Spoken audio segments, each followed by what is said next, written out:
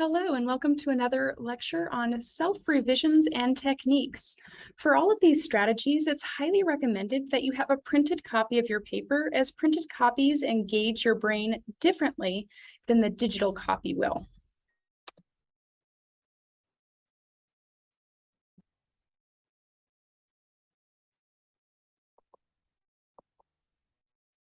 So today we're going to cover a variety of revision strategies, and it's recommended that you pause the video before each strategy or do a couple of strategies, set the paper aside for a while, and come back to do a couple more.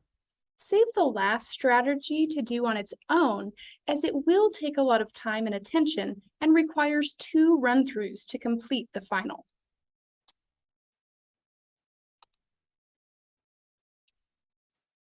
This is my first go-to option, checking your paragraphs and chunking them. You want to consider a few aspects about your paragraphing here. The first, go through and count your paragraphs. How many paragraphs do you have? If your answer is 5 to 7, you are dangerously close or at the 5-paragraph essay. To see how to avoid this, you'll have to dive deeper into your paragraphs themselves. Next, count how many paragraphs you have per subtopic. If you have 3 paragraphs for your first subtopic and only 1 paragraph for your other subtopics, you have an unbalanced paper. You will need to add to your other subtopics. This will help you to lengthen out your paper and balance out your ideas, which brings us to the next idea of consideration, balancing out the subtopics. If you have a subtopic with 4 paragraphs, that means that you've really thought about this aspect of your paper.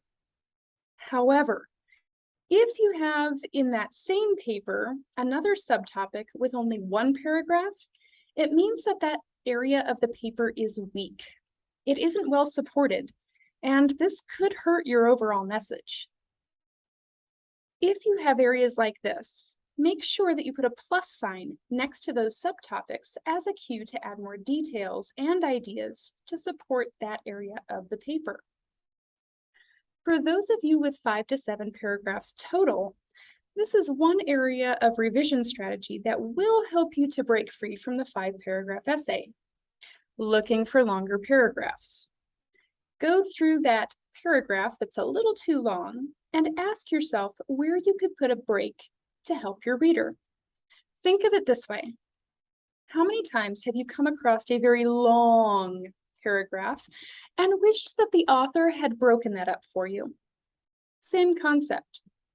Where are those natural breaks within those longer paragraphs that would serve your reader well and help to make sure they make it to the end of your piece more easily?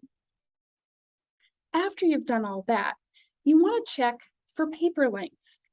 Did you meet the length requirements? Check that minimum page count. Now, see if you made it to the very bottom of that page with just your writing. No, that does not include a title page if you are using a title page. No, that does not include the citation pages if you have citation pages. That page count is just your typed writing with your ideas.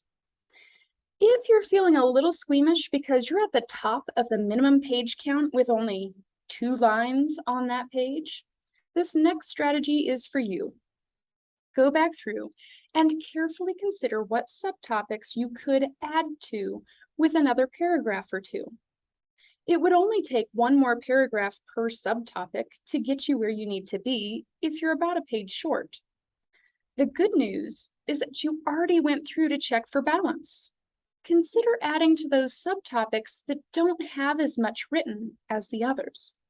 That will balance out your paper and get you to the right length. Next, read aloud. It does not matter who or what you read to. If you're reading out loud to someone else, you're more likely to hear grammatical errors. When you hear it out loud, your brain will be more likely to disengage and say, wait, what? For that reason, I strongly encourage you to read out loud at least once to hear what you have. and chunk it out again. Don't do a straight read through this way. Read it one paragraph at a time, being willing to stop and take notes as needed to correct errors you catch on your own paper. And if you're nervous about reading to an actual person, try reading to a dog. I read to mine all the time. She doesn't point out my mistakes like my writing group does, but she does give me her full attention with a tail wag. I guess that means I'm doing a good job. For this next strategy, you want to examine a paragraph at a time, looking specifically for overused words, phrases, and transitions. When you see one, you want to circle it and draw a line to the matching word or phrase. This will signal to you that you need to change one or the other, sometimes both. To find words to replace your overused ones, try the online thesaurus. They have a great setup that can make finding the right word easier than some of the other tools that are out there. Your next strategy is to watch for repeat sentence structures and starters. Words should be like music. With music, you don't want something monotone and boring. You want something that moves and flows, fast then slow, soft then loud, up then down. This makes the music more enjoyable. Writing is the same way. You want your sentence structures to flow with longer then shorter than medium lengths and back again. This keeps you from having a piece that reads like Dr. Seuss and boring your reader. Having a variety creates a written type of music for the reader. For this strategy, you want to count how many words you have per sentence. Write that number somewhere over the top of the sentence. Usually over the top of the first word is a great place. Next, look at your sentence lengths. Are they all pretty similar in number? Or do you have a good variety? Look for areas where you have too many shorter sentences together. Consider combining a couple of those to lengthen them out. Watch for areas where maybe you have too many long sentences in a row. That's a good way to lose a reader. Consider breaking one of those longer sentences apart. After that, examine your sentence structures to make sure that they are not all reading the exact same.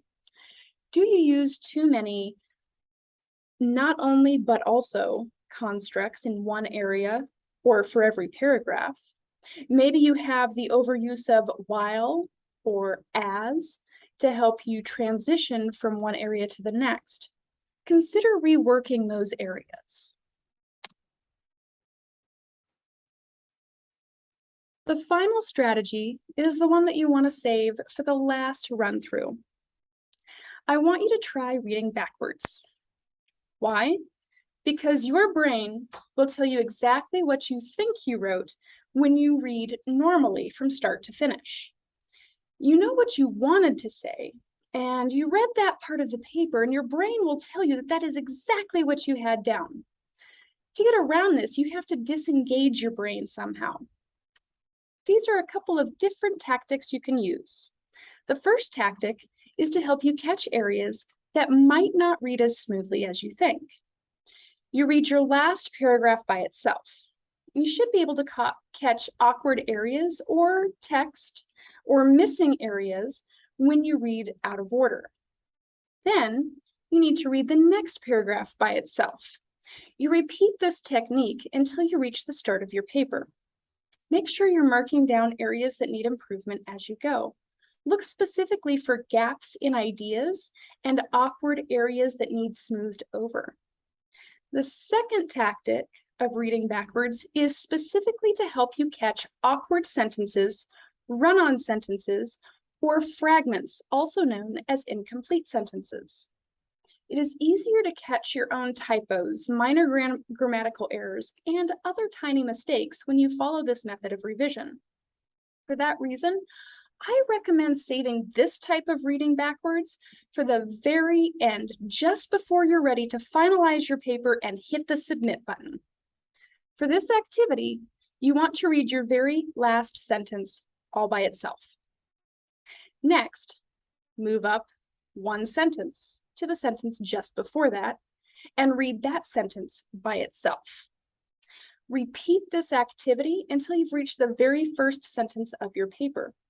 By reading your sentences out of order, it is easier to catch grammatical errors and typos because your brain is disengaged from what it knows it wrote and forced to face what it actually wrote. I hope you found this helpful and informative as you revise your papers. If you have any questions, comments, or concerns, please do not hesitate to reach out using that email icon in your learning management system.